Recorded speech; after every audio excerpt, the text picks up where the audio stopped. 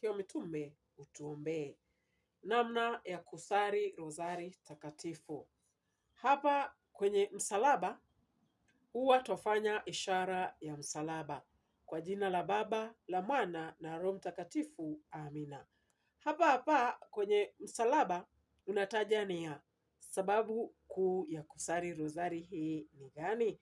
Kwa mfano, unaweza kuwa wasali tukiombea nchi. Baada ya nia yako, kutaja nia yako, hapa kwenye msalaba, sali ile sala ya nasadiki mpaka mwisho. Ela kwa hii puje ya kwanza. Puje ya kwanza, sali ile sala ya Baba Yetu mpaka mwisho. Kwa hizi puje tatu, kila puje unasali Salamu Maria mara 3. Katikati ya hii puje na hii hapa inakaa kama ni hapa kwa uzi. Unasali atukuzwe Baba na Mwana na Roho Mtakatifu mpaka mwisho.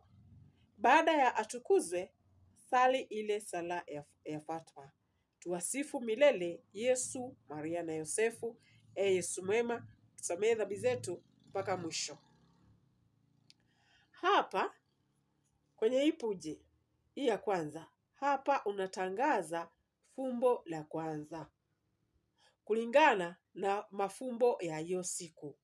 Kwa leo ni Jumanne.